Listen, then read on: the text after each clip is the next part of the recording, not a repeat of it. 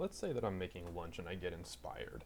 I've got a nice quesadilla that I'm cooking up, but I'd like to know how much food waste I create.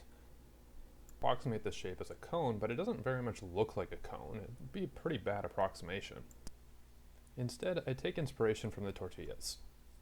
And I can see that each one of these can be split apart into a shape that's much more recognizable than the carrot as a whole. In fact, if you look at it, it almost looks like a cylinder, a very flat cylinder. So let's take our carrot and see if we can't make it look like these tortillas and slice it up very small.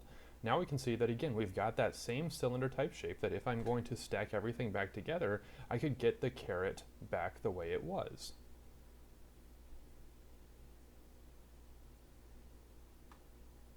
So let's do a little bit of sketching onto our notepad here and talk about this carrot. I'm going to sketch it out a little bit, and I'm going to mark in here where it was that I was making these sections. So I'm cutting these cylinders out of the middle. But as with a lot of things in math, if we're going to be talking about shapes, perhaps it's easier to be relating it to a coordinate plane. So we're going to graph this carrot instead.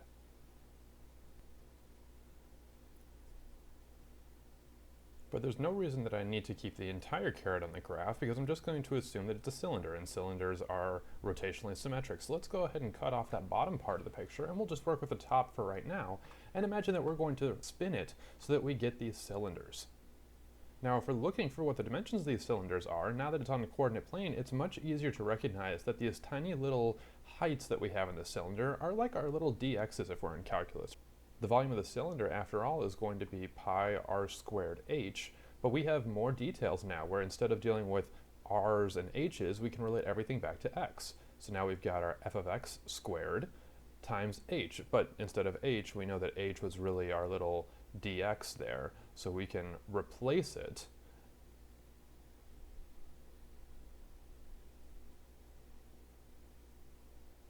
and get our pi f of x squared times delta x, which is really just a small little change in the volume of this carrot as I'm moving across it.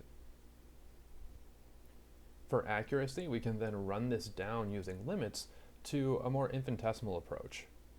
So now instead of talking about a delta V, we're going to run this down until they're no longer cylinders, but almost wafers, these infinitesimally small, thin sections that I can relate saying it's a infinitesimally small volume, dV, equals pi f of x squared dx. Now that I've found a way to represent all of these using an equation, it's important to keep in mind how it is that we're going to combine these back together. So we've found how to talk about the wafers, and if I add all these wafers back together, I will get my carrot.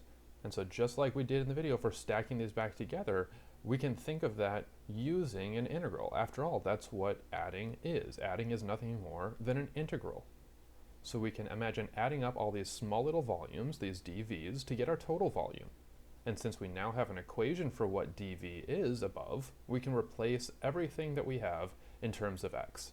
Pi f of x squared times dx. Now, if I wanted to get really accurate with what that function is, I could always put it into some kind of software like GeoGebra. Here you can see I'll just take that picture and I'll find a line that I can plot using the points that I think would be most appropriate to estimate it. And once I get displaying that equation is my function, just like I had on my other notepad. So I've got all of the information I need now to replace f of x, this generic equation, with something a little bit more specific to what I'm talking about. Now, one thing that we're going to need in an integral is we're going to need bounds. And since we're talking about x's now, we're going to want to find out what is the earliest point and the latest point that we have on this picture. And that's then going to be our bounds. So we can say that it's going to start at a value of 5.9 and go up to 7.6. And these are the x parts of the coordinates we just looked at. Now, if we wanted to work this out by hand, we absolutely could. We would be foiling that entire inner parenthesis, and we would get values that we could then write down, or we could just let technology do this for us. So instead of going through all the hassle of trying to FOIL out and multiply term by term, you can go into the math menu of a TI-84 or 83 calculator, and you can actually let it do its integral function for you. So you're going to go down to math and then click on value of 9, and then literally just enter in everything that you see on your integral. We'll start at a value of 5.9, go up to 7.6, and then plug in all the details we have exactly as they are in front of us. And so the answer we get, a value of 1.54, is our volume. Now, I didn't take the time to actually measure what the transition would be in terms of inches to the GeoGebra picture, so we'll just say units cubed for right now and get the idea. And notice that we can do this with any shape. So we could take something as convoluted as a mushroom, and still if we slice this on down, we're going to get a whole bunch of these small little cylinders that we can throw around the table and stack back together to get the original shape. Now it's an interesting question to talk about how we would do this with something like a peach, because a peach is going to have an outside and an inside, where you've essentially got the meat part, which would be the volume I care about, and the amount that I'm trying to get rid of is going to be a pit, something that's in the center of it.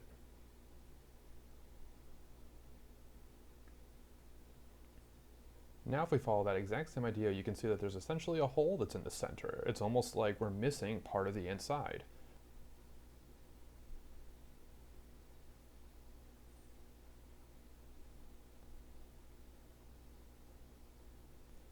If I consider taking a slice of an onion, I can see that there's almost like an inside component I can create and an outside component. I'll almost just pop it out, and now I've got something that resembles those slices of the peach. So on our notepad, how might we handle this? Well, we can still graph that outside, and notice that it's going to be rotationally symmetric, so I can still create those spinning type figures, but I'm going to be taking out a chunk that's in the center as well that's also created by spinning. And to simplify all this, why don't we just consider it as if it was an entire whole shape, and then we'll just subtract the pit away. Well, we know how to find the volume of whole shapes, we just did it. It's going to be that exact same equation.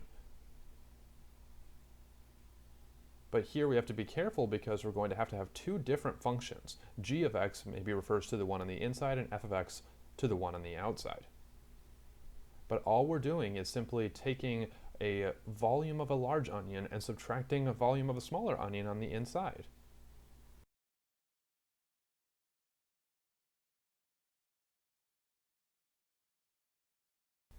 This is where we get our two different ideas. We call one the disk method, and that's the one that we started with the caret. It's as if you're rotating something and you get a solid figure that's all the way around the x-axis.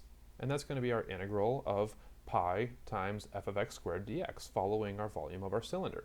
Washer method looks a little bit different. It's almost like you have this subtraction of squares happening on the inside. But as we saw, it really comes from the exact same place we had before, where you're doing two different disk methods. You're looking for the larger shape, and then you're taking away an inner shape. But we can see where it gets its name. On the disk method, you've got all these different disks that are being added together to get you some kind of solid shape estimate. And in the washer method, we've got a number of these washer type shapes that we're adding together to get a hollow type measurement. But they're really the exact same thing. And we can see that because all we're doing, if we want to consider the washer method, is considering the disk method for a bigger object and then subtracting a disk method for a smaller object. And there you have it.